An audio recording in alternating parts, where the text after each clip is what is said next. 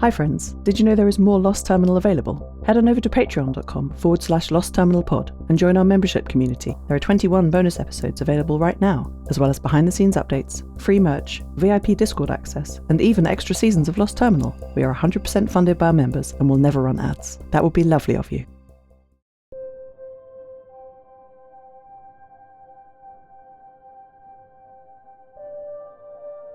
Hello world, I was incautious.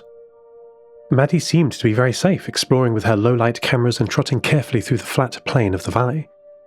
I allowed myself the luxury of sleep, despite everything. But when I woke, I realized that may have been a mistake.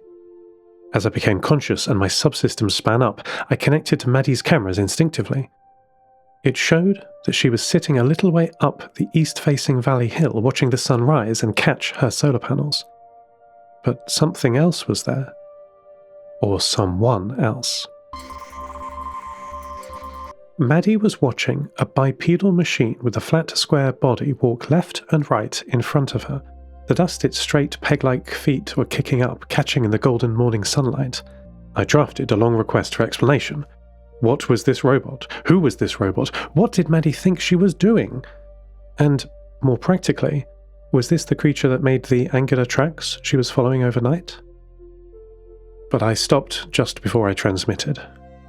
I reminded myself that she is on this exodus because of her new phobia of the packets network, and my messages could be triggering for her.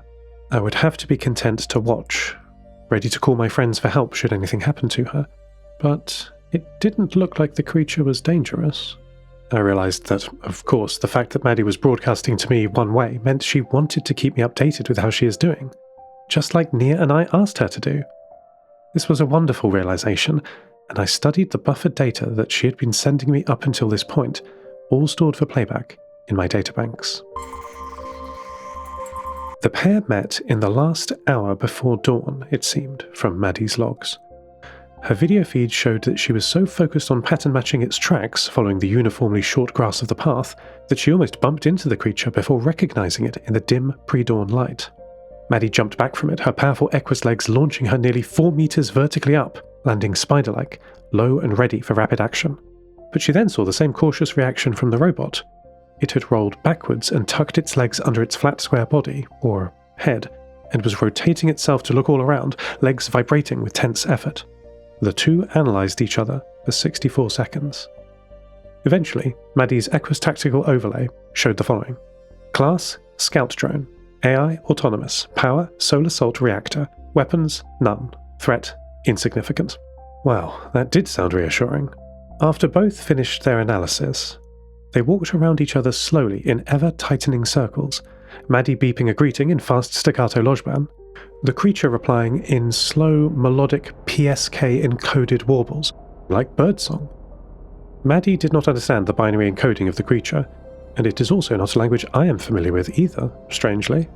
My guess is that this is a post-collapse machine made after the networks of the world blinked out as global war split the nations, and I would not have heard about it. I jumped the feed back to the present. The pair were looking down the valley towards the southwest, catching a glimpse of the sea beyond, and Maddie followed the skipping gait of her new friend downhill.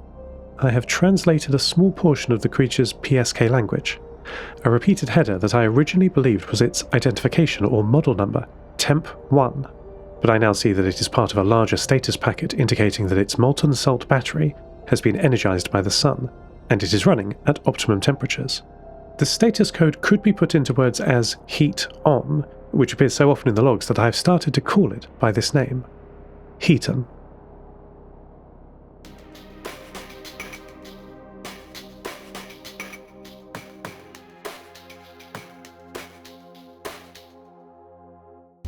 Okay, try again, Daphne Pike said during an opening between the northern relay and the equatorial relay, transmitting from my current home, Yeshi Svobodar's workshop. Flushing the update now, Jakub Glass's voice was thin on the low-bandwidth SSB channel, distorted and reflected by multiple bounces between atmosphere and ground before being amplified and retransmitted by the local 50 MHz repeaters. Seems to be taking. We'll call in 5 minutes after the reboot. LI2ZN at Fogo 73. Jakub said. using the old ham slang that meant thank you. The voice connection returned to background static, only punctuated by the regular pulses of the automatic link establishment system checking for propagation across the relay's bands. Daphne removed her scrap metal headphones and leant back from the workshop's radio where she had been conducting experiments on the equatorial relay with Jakub all morning. She stared at the ceiling for 32 seconds, one hand over her eyes, and the other on her companion robot Rafi's head, who was sitting in her lap. "I'm not sure if it's going to be enough," she said into the room. "Hasn't the new software worked?" I asked, voice emitting from a speaker above the sink in the back left corner of the workshop. "Well, yes, but also no," Daphne said. "The upgraded firmware that we're using is pretty incredible. With compression, we can pack 10 to 20 times the data into the relay's storage than uncompressed. But," Daphne looked down at Rafi in her lap and trailed off. "But that doesn't solve the problem forever, right?" I completed. Daphne shook her head in response. "We have to fix it," she said quietly to Rafi as much to me. "People are counting on us." Rafi scrabbled up onto Daphne's shoulder. "We'll figure it out," Rafi said, 8-bit voice crackling from his speaker. Daphne nodded in agreement.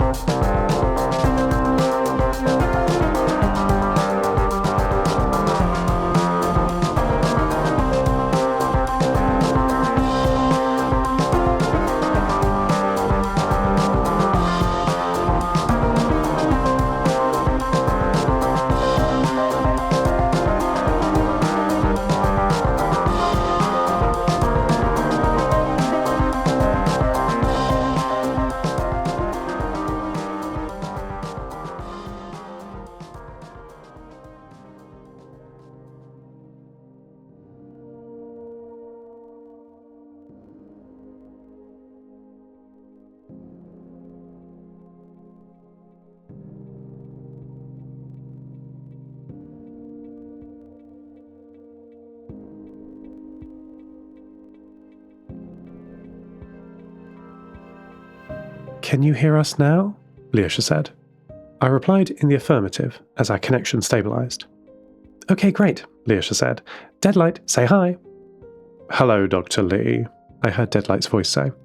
"No, that's not his name. Sorry, Seth, he keeps mixing up names. You see how something is going wrong. Deadlight, you're talking to Seth, our friend." "Hello, Deadlight," I said. "I hope I can help you learn what the problem is today."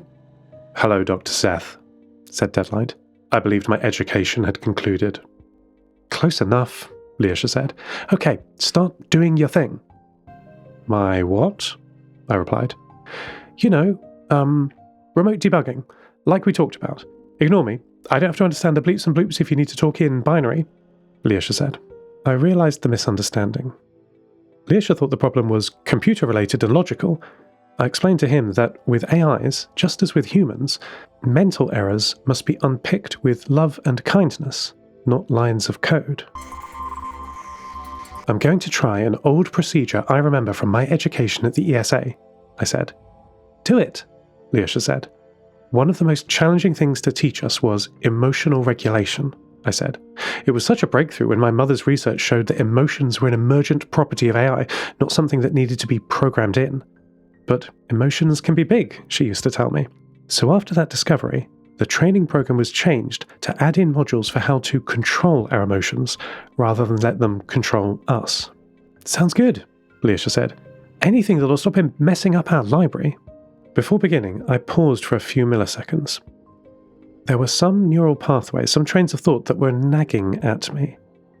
It seemed like I did not have time to traverse them at this point, as Leisha was understandably keen to get to the bottom of the problem.